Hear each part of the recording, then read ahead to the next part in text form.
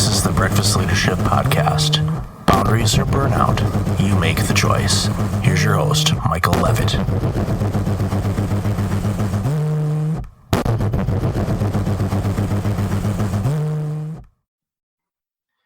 Welcome to the Breakfast Leadership Podcast. It's Michael here, and today I've got Angela Stillwell. Angela, how are you? I am fantastic. How are you? I am great. Great to have you on the show. We met back in February of 2019 at the New Media Summit, and it's an amazing event. I've enjoyed going to those. I'm disappointed I'm not going to make the next one, but it's one of those things where you get connected with some absolutely incredible human beings, and there's never been a conference, and I go to a lot of them, that is quite like this one. And I'm guessing your experience was quite the same. Oh, absolutely. And I didn't realize that you were not going to be at the next one. I'll be there. Well, good. Yeah. And it's really tough for me because it's in San Diego, and that's usually, I need pretty much no excuse to go to San Diego. I'm like, okay, the sun is rising. Okay, I'll be there. Or not. Yeah, exactly. Yeah. Yeah. In this situation, yeah, it's, I will be in San Diego, ironically, but not at that time for the conference. I'm going to the San Diego Comic-Con, so I will be out in San Diego. I'll get my San Diego fix for a little bit, but not at the conference, unfortunately. But I'm sure it'll be amazing. You'll have a great experience, and you'll enjoy and meet another 150 to 200 awesome people. So, well, I will miss seeing you there.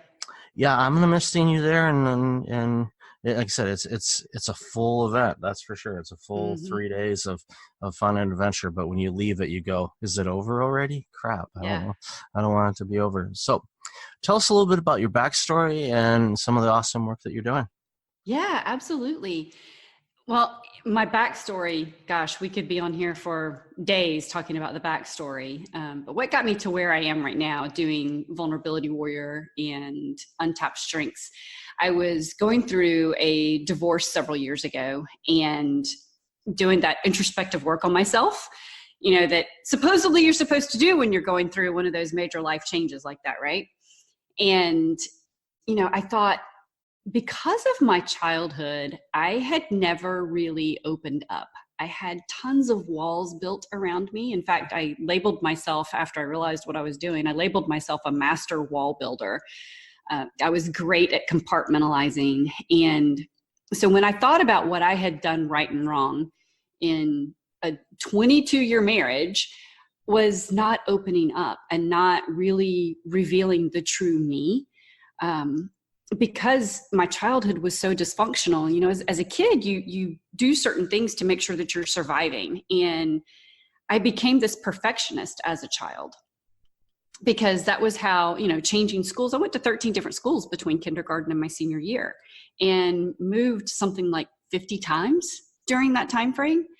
And, so presenting this air of perfection became ingrained in my whole being. And what I found as I started tearing down those walls and becoming more vulnerable and being more open, all sorts of opportunities opened for me that had never opened before. And my friendships and my family relationships just became so much more fulfilling than they ever had. And so I thought, how can I take this and use this with my clients and help them with opportunities and building deeper connections and, enhancing the relationships that impact, their overall lives, not just their bottom lines, but their overall lives. And so that was what brought me to where I am today. I'm trying to wrap my head around 13 schools. That's a lot. And yeah. And again, and I remember this because I moved from one school district to another. When I was that would have been grade 4 or fourth grade, as we say in the U.S., grade 4 in Canada, where I live. Sometimes I forget where I'm talking to. But anyway, I knew a couple people in the school, and my cousin went to the school, and a friend of his I had known from playing over at my cousin's house during the summer months. But I remember going in there and trying to, basically justify and prove who I was and myself. And Hmm. kids can be brutal, Oh and yeah. and that was, back, when we were at that age. And Hmm. from my understanding now, schools are just absolutely horrendous as far as how some kids are treating each other with bullying and online bullying and everything else that we're dealing with. So navigating that so many times, I can definitely see why you would have the walls built around you, because it's a form of protection, because you didn't necessarily feel safe, my hunch, from Hmm. what you were experiencing going through that. And it's amazing how many of us as adults continue to build walls around us. And the divorce situation, I don't publicly talk about it much, but I'm in the same boat. And I'm still working through it. And it's tough on the kids, and I know it's tough on my former spouse. It's not a win-win situation. Don't don't anybody ever try to you know play it as a win-win. And it's more of a, okay, life now is the future. Life is what it is right now. And you can't change the past, but you can learn from it. And you grow, and you make the necessary adjustments. But when you're working with adults, and you start encountering these walls, and guiding them to try to you know navigate around them, and ultimately tear them down, what are some of the techniques that you find helpful in helping people kind of help take down their own walls? Yeah, one of the first things that I encourage people to do is start looking from a gratitude standpoint. Some people talk about, gratitude journaling, whatever that looks like. But I find that if you can really start digging into what are the things around you that you're grateful for, and then when you get beyond that, the next step is really journaling into what's going on within your own head that causes you to keep up those walls. What are those thoughts in your head? Because that's really what's driving that. It's our internal story that makes us put up those walls.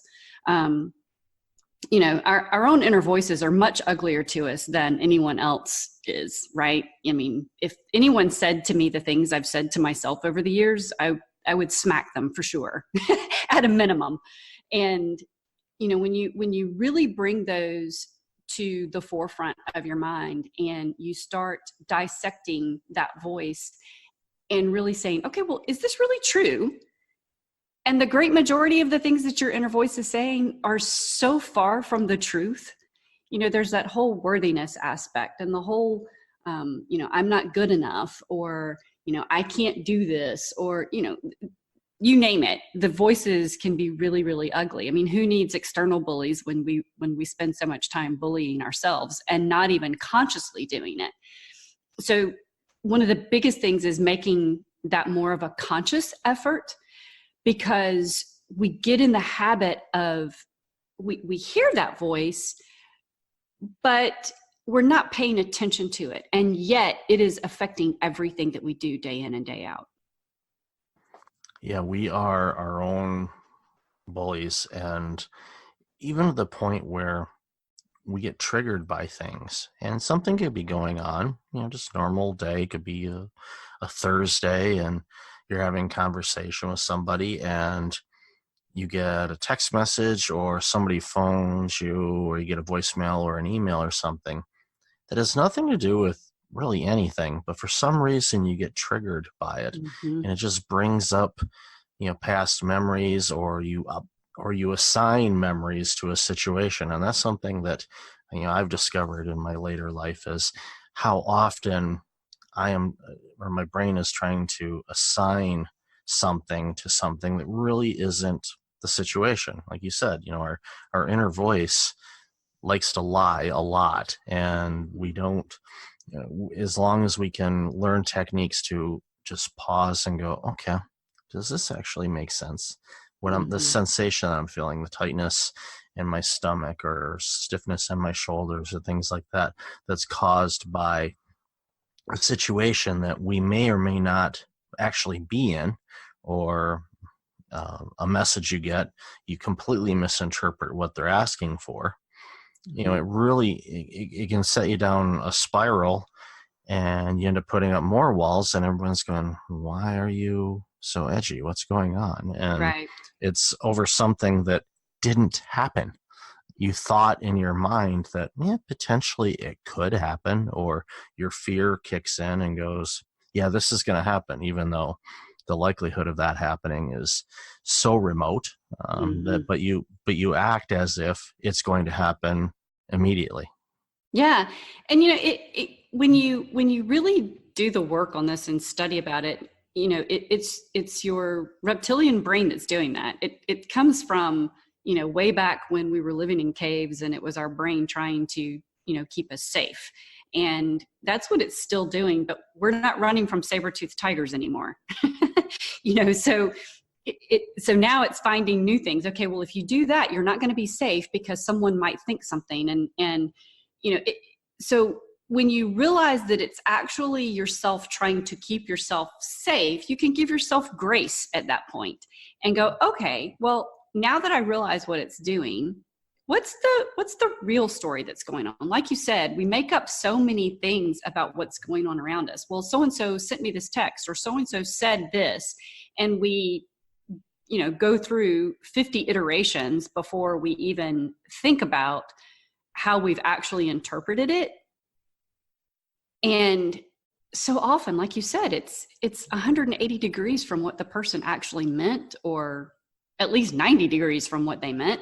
They used a particular word that has, like you said, triggered you in some way. We'll be back to the show in a moment, but first I want to let you know today's show is brought to you by our wonderful sponsor, Cloud HQ. With Cloud HQ, you get access to over 20,000 influencers that have been curated by brands just like yours. If you're a brand, you know how difficult it is to find and connect with the influencers that your audience already knows and trusts. That's why I suggest you get Cloud HQ. When you sign up today, you get access to over 20,000 influencers on Instagram. You can see loads of data about their profile and engagement rates before you reach out, and you have direct access to their contact information, so you can reach out to them on or off the platform. When you reach out to them on the platform, they offer automation tools so you can reach out to a bunch of those influencers at one time. This will save you a lot of time, and I guarantee it'll pay for itself in the first year. For Breakfast Leadership listeners, I'm offering a special discount. Normally, an enterprise subscription would go for over $1,500 a year. My friends at Cloud HQ are offering a subscription for just $499 a year. That's a savings of over $1,000. You can sign up today by using the discount code BREAKFAST and save, like I said, over $1,000 a year. Cloud HQ is a wonderful option for any brands that are looking to influence their marketing and looking to get their program off the ground. So sign up today using the link in our show notes and use the code BREAKFAST and let me know what you think. Like I said, I guarantee it'll pay for itself in its first year. Cloud HQ is an amazing offer, and it's a good option for anybody that's interested in influencer marketing. Now back to the show.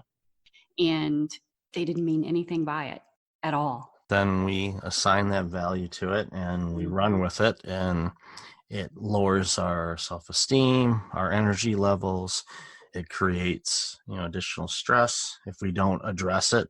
Because if we just let it happen and we just kind of leave it be, as much as we wish it would wash down the drain, it tends to build up and you get this residual effect. And if this issue of your inner voice and running away from those saber tooths continue, you end up just building up more and more and more of this stuff to the point where you become really stressed, or in a worst case scenario, you start experiencing burnout. And we see that in every sector. We see it everywhere. And as I've shared with many people, burnout is not something that happens overnight.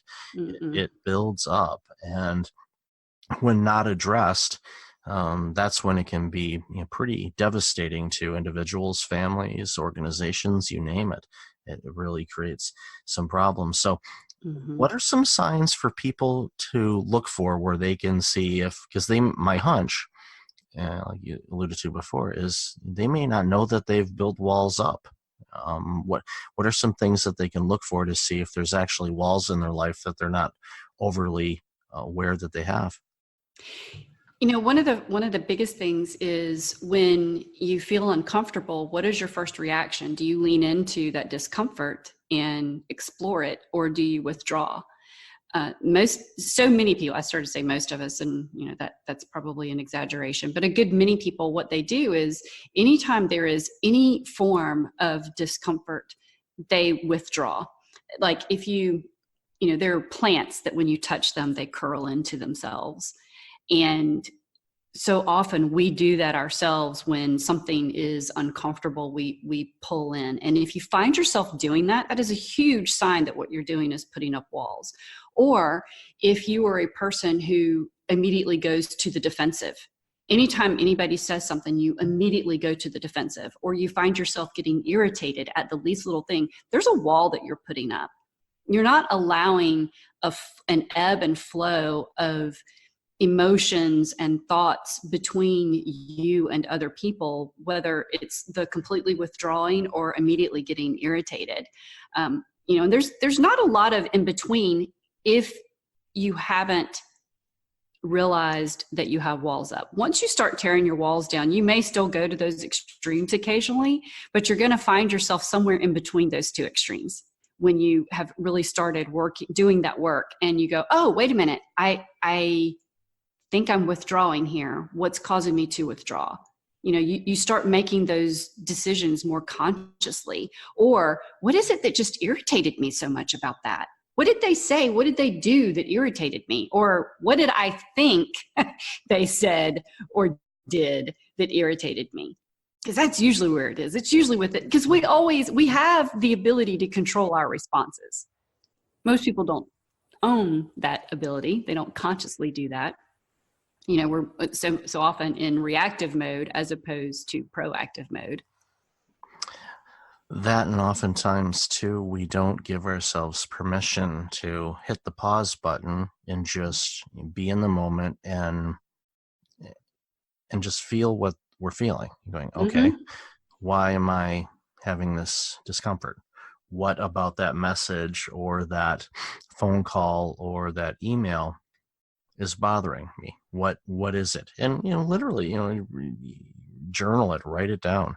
Say, this is bothering me because. And if you're struggling with figuring out why it's bothering you, then write down, why am I struggling to why this is bothering me? What and it starts leading you down a path of taking you away from what the inner voice is telling you to what reality is. It's like, this is not worth getting upset for. There's nothing I can do about it, or why am I reacting this way? That's not what that person intended with this message or anything like that. Absolutely. And the other thing that we do is we shut our emotions down, and we get fearful of not recovering from whatever the emotion is. We think we're going to lose complete control if we go with the anger, or go with the sadness, or go with the frustration, or go with the whatever. And there's studies now that show that if you allow yourself to really go with the emotion so that you can explore what you're going through, that if you will go full in on it, it only lasts about 90 seconds. Now, you may have that 90-second wave more than one time, but it only lasts about 90 seconds. But so many people think, if I allow myself to go into this, I'm going to completely fall apart and I'll never be able to get myself back together again. And that's so far from reality. But if you will, Actually, yeah, that's a great exercise. Continue. I'm sorry. Yeah, it's uncomfortable the first time you do it, but you think about, I don't know if you've ever done an ugly cry before, but my women friends out there will attest to this, and there are guys who have done it as well. But if you ever do what's called an ugly cry, where you just completely let it go because it is such a painful whatever it is, it only lasts about 90 seconds. You stop because there's nothing else, and you've kind of gone through, and there's this whole chemical process that's involved in it. And it's done, and then you feel kind of cleansed. And not that I'm saying go around doing an ugly cry all the time to cleanse yourself. That's not what I'm saying. I'm just using that as an example. But if you allow yourself to go completely into it, and then you go, okay, well, I'm still here. That didn't kill me. So what's next? And now you're owning that. You're owning those emotions. Same thing with anger. Anger, there are places where you really should be angry.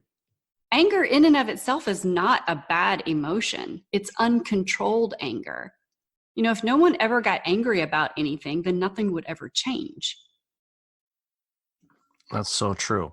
We can think about all of the innovations and things that have been created by humanity, over the centuries. And they came from opportunity or someone getting angry about a situation, whether it was Henry Ford getting upset that he couldn't get someplace further because of horses and he'd rather have something, motorized, and everyone's like, no, just, make faster horses. He didn't want to listen to that and got angry and was probably turned down by many people and got angry and said, okay, I'm going to take this anger, and instead of, throwing things through windows or whatnot, he may have, I don't know, but but at the end of the day, no, I'm going to channel this anger and I'm going to create something that is going to make things easier for people. And it obviously worked based on the type of traffic that we see in our various big cities. Yes. It worked really well, Henry. Good job. Thanks, Henry. Yeah, thanks. Yeah, I think a horse would be quicker someday. I think, quite frankly, riding a horse would be quicker, to get through certain cities. That's for sure. So, if there was one piece of advice that you could give somebody that is, going through these things and is, constantly, fighting, their inner voice, what would you tell them to do to start off with? Yeah, the first thing is recognize what that inner voice is saying. Don't let it just be this thing that flows through you. Talk with it, understand what it's saying, and then question it. Is it true? Is it not true? Do some journaling on it. Some people are going to need therapy. Some people aren't. Some people are going to be able to join different organizations or coaching and get through it that way. But the first step is, what is it that I'm saying to myself? What is that? What does that really look like? And I want to touch back on when you mentioned the whole burnout thing. We bring so much of that on ourselves, because when you are living in so much self-induced stress, and that's what it is, it's self-induced stress, then, I mentioned that whole chemical cascade aspect. When you're living in that environment, you're raising your cortisol levels, which is so unhealthy. And you are minimizing the good chemicals in your body, like oxytocin and that sort of thing. So then it becomes this whole cascading effect of your sleep gets bad, your eating habits get bad, you're not working out, you're not doing the things to improve the good chemicals, and you're doing the things to enhance the bad chemicals. And so you just, burnout comes at a much quicker pace when you continually do this. And so one of the best things you can do is to really have that deep conversation with yourself. And we all talk to ourselves. It's, nobody can say they don't talk to themselves. So have that deeper conversation with yourself. And like you said, write it down and really examine, what that looks like, what's going on. And one of the things that I found, I would do journaling exercises where if I found myself in kind of a dark spot, I would write until I got out of that dark spot. And sometimes it was a page, sometimes it was 20 pages. But when you really focus on getting to the root of whatever is going on in your head, then it will eventually come out. You'll find it. And it's not that there's one thing going on in your head. There's always multiple things going on. But every time it happens, if you can just sit down for a little bit, and maybe you can't do it right in that moment, but make a note, whether it's in your smartphone or whatever, to come back to it. Make a note of what your feelings are in that moment, and, what it was that triggered you in that moment, if you even realize what that is, and then come back to it and really spend some time journaling on it. And when I say journal, I mean pen and paper. And the reason for that is because when you're on your keyboard, you're mostly using your analytical mind. But when you use pen and paper, you're using your creative mind and your analytical mind. And so you access more of your brain and more of your body, and it becomes more of a complete process to go through when you use pen and paper, and you find out so much more. Yes, you can get hand cramps and that sort of thing, but you're going to access more areas of your brain and really make it more a part of your being. So yeah, pen and paper for the journaling. I wholeheartedly agree on that. And I've used, things like notes on the computer or Evernote or other things like that. But I started, a few years ago, just keeping a notebook and writing the notes down and journaling or notes of to-dos. It's some people will say, no, you should keep those separate. It's like, no, it's a fulsome journal. It's got to-do lists, podcast editing things or notes or online course notes, whatever, or just journaling of what's going on in life. And the beautiful thing about it is once I'm done with it, then, I save it obviously. And then I go back to them occasionally and just, do a quick read through of things just to see where I'm at in life compared to where I was even 2 years ago and or last year. And, you look at something and I'm like, wow. I said, I remember when that particular situation or task seemed just overwhelming. And now I do it without even thinking about it. It's almost autopilot. And it's a good way for you to reflect and see, your own personal growth through life. And I think that's what we all want, is we want to grow through life. We don't want to stay stagnant. We don't want to stay in fourth grade forever. Just because it works for Charlie Brown doesn't mean it works for me. So, right. I want to get out of school, and although I never want to stop learning, so it's kind of a complex that I have. But anyway, it's, never stop learning, but, it doesn't mean you have to go to a classroom for it. Yeah, you don't have to have the teacher sitting in front of you slapping your knuckles with a ruler. Exactly. Yeah. I don't think they can do that anymore. I think that's called assault, I think, by laws. But, showing my age. Well, we could get on a completely different debate on, kids' behaviors and all of that kind of good stuff, but I'm not going down that road. I keep open-minded on that kind of stuff. So I hear you. That's all good. So, Angela, I've loved our conversation today. Where can people find out more about you and the awesome work you're doing? Yeah, I actually have an assessment that is fantastic to get an idea of where you sit with all of these things. It's you can find it at warriorwisdomquiz.com, spelled just like it sounds, warriorwisdomquiz.com. And I'll definitely have that in the show notes for everybody to go take that quiz, because you'll be enlightened to see where you're at. For many of us, we'll be like, yeah, that sounds right. But then for others, I'm like, wow, I didn't recognize that. And that's half the battle. It's like really getting in tune with who you are and where you are and where you want to be. Absolutely. Awesome. So, Angela, thanks again for being on the show. Appreciate you. Great to connect again. Enjoy yourself out in San Diego. I wish I was there. Maybe I'll still crash it. I don't know. We'll see. I think you should. We'll play it by ear. I'll just knock on the door and say, "Can I sleep here?" No, I'm kidding. Yeah. I'm sure somebody will throw me a floor somewhere. Yeah, somebody will definitely do that. It's warm enough out there. I could just sleep outside, but it's absolutely, you could bring a blanket. There you go. And a comfy pillow. So awesome. Excellent. Well, thanks again, Angela. Great talking with you. Thank you. And until next time, everybody, be well. Hey, it's Michael again. Thank you for listening to the podcast. I really appreciate it. If you're like many people, you're dealing with some significant stress and possibly approaching burnout. I know how you feel. In 2009, my burnout led to a year of worst-case scenarios. I do not want that to happen to you. If you go to breakfastleadership.com, you can register for a free webinar on burnout prevention, as well as get a free checklist to have successful mornings. Start off each day the right way. Again, that's at breakfastleadership.com. Also, since you are a loyal podcast listener, I'm asking you to like, rate, and review my podcast on iTunes. I look at all the reviews and appreciate your comments, and it helps other potential listeners discover the content I have on the show. I appreciate you, and thanks again for listening.